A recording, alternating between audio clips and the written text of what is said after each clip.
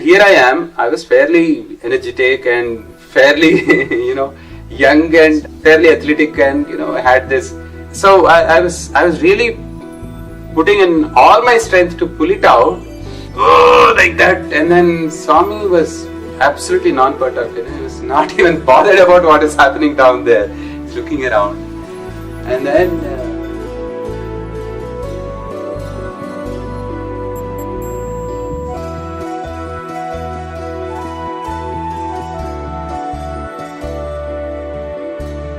Used to call me flute boy, so I really consider it a privilege to call myself a flute boy too. I really don't want to be known with my actual name, so I'd rather be known as flute boy. So I had the opportunity to sit in the front line, right in front of Swami's throne. Right, I mean, Swami would climb up. There's this. Wooden platform, and then Swami would have one step to climb up to, and then get onto the throne to sit on the chair. Right, as he walks out from the interview room into the hall, into the bhajan hall. That's basically how it is placed in the bhajan hall. Right. So I was fortunate to be seated. In fact, we had these permanent places for each one of us. The first two places are for the who would be literally leaning on the main door leading to the bhajan hall from the interview room. Then I was the third person sitting next to them. So I was right in front of Swami. I mean, if I was sitting, and I would be right in front of Swami's throne. So that's the position I was sitting in. And then that particular evening, Swami actually completed the interviews for the devotees, and then even before the bhajans started, Swami walked into the interview room. As soon as he walked in, he just stood quietly, in his own majestic way, and he just stood there with his hands folded behind. It was very close, hardly a minute for the bhajans to start, in the time. But as soon as Swami walked in, there was pin drop silence. And then everybody was looking at Swami, admiring him, admiring his presence. And Swami was also very casually looking at everybody, looking at the devotees seated behind, the lady devotees. Of course, only the students would sit amongst the men in the bhajan hall in those days. And so he was looking at the students behind. And then I took that as an opportunity, because Swami was standing right in front of me at that point of time.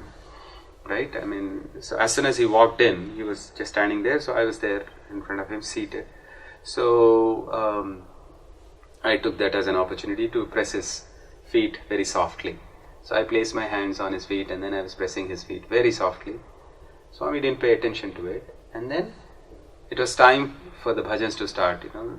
The clock went off. Swami said, "Start." So the harmonium person put the shruti, the scale, and then everybody started singing Om, and with their eyes closed. Since I was actually pressing Swami's feet, I was still continuing to do that. I didn't want to lose that chance, obviously. And I was looking up at Swami as I was doing it, because I didn't know if Swami would want to leave or go up to the throne or to the chair and sit down there. So I was saying Om, but I was looking at Swami like that, while all others were closing their eyes and chanting very sincerely, singing Omkar. Then immediately something happened. Swami actually bent down very close to my ear and said, "The very embodiment of Omkara is standing right in front, and look at this world. They're all blind. They have closed their eyes in front of God, on God. They have closed their eyes on God, and they are singing Omkar. Omkara Swarupame Kalledutuga Undaga కళ్ళు మూసుకుని బతుకుతున్నారు ఈ జీవులు." It's a simple but very heavy statement, and of course I was too young to even understand what it meant. Even now I understand, but he's the very embodiment of Omkara, that we really don't realize. So he's the very Omkara Swarupa. He's the very Vishwatma, and we hardly realize that. We really don't. And That was one simple thing, and many such very, very nice, tiny, little bit simple experiences that he had given me in bhajan hall. Especially one other is when similarly he was standing right there on another day. He was standing there, and then those days the mic, the system, I don't know what it's called, the mixer.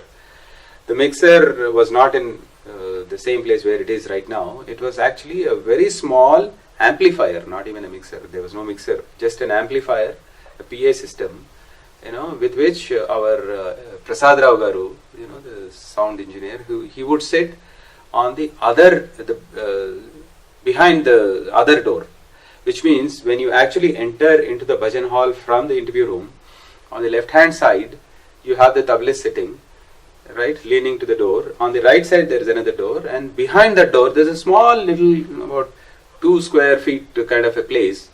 He would squeeze himself into that corner, and he would have this PA system in front of him. And so the wires, the cables from that PA system would run across. And because he wanted to kind of keep moving them around, he would not place them under the the wooden structure below the throne, but he would actually place all the cables running across, and they would be seen around, so because he keeps changing them, he used to keep changing them all the time.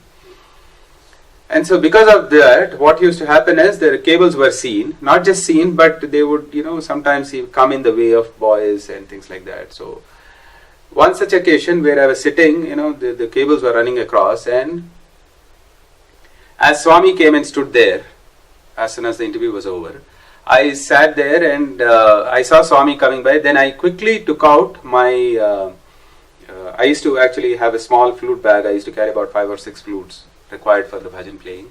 I took out my flute bag, and then I covered the cables so that Swami doesn't need to, stamp the cables, or foolish thoughts, Swami might trip, that's the kind of foolish thought I had, and so I put it there. But Swami saw me doing all that as he walked in. He said, take it out, and then I took it out. So Swami came, stood there, stood very close to the cables. I was worried, I was looking there, and then Swami held one of the cables with his big toe and the middle toe of his right foot. Okay, and the cable was like that in the middle of the 2 toes, the big toe and the middle toe, right? And I thought it got stuck. I was looking at all that. I thought, oh my God, it got stuck, and if Swami moves one more step, Swami might trip. That was a thought that was there, and then so I tried to take it out quickly. Now, I tried softly so that I don't disturb Swami as such, because Swami is there standing and then looking at, all the devotees. I didn't want to really disturb or create a scenario, so scene there. So I tried to slowly move it. I couldn't move the cable out of his grip, the grip that he had. Then I tried slowly, a little more harder. It didn't move. And then I tried both with my hands. Imagine, I actually held the cable on both sides. Swami's foot was like this, one hand this side, one hand this side. I tried to pull it with all my strength. Swami was just holding, very casually between the 2 toes. Now, come on, imagine this. How much of a strength a normal human can have between the toes? If it is hand or a grip, in your palm, probably you are very strong, you can probably resist it. But between 2 toes, how much of strength you can have? And here I am, I was fairly energetic and fairly, young, and I was fairly athletic, and I had this. So I was really putting in all my strength to pull it out, like that. And then Swami was absolutely non-perturbed. He was not even bothered about what is happening down there. He's looking around, and then and boys next to me were watching. What is this guy trying to do? Of course they were all seated next to me, but then nobody had the guts to tell me stop or anything, because Swami is right there. Obviously you can't make a big scene there, right? But I was trying to quickly pull it out so that Swami doesn't trip. I really couldn't take it out. So I gave up, and then I was looking up at Swami, and I was wondering, I was panting, and I had sweat. Then Swami smiled very casually, this is not divine, This is physical, and went away. Just the physical energy is what he had actually used to, it was so funny, of course. But imagine, Swami didn't need to use that divine energy to hold that cable. But it was a lesson that, guys, you can't play around with me, fool around. Simple, humorous, but yeah, many such things. In fact, one other occasion is when, of course not humorous, but I was praying for, I was not sure which main I had to take. We had three options, especially in MBA. Marketing was the main option, then systems was the second option, then finance was the third option. Of the three options, we had to pick and choose one of the options, and I wasn't sure because I was bad at all three. In fact, I was really bad in general. In fact, there was another experience that Swami said, I gave you grace marks because of which you actually passed, otherwise you would have failed.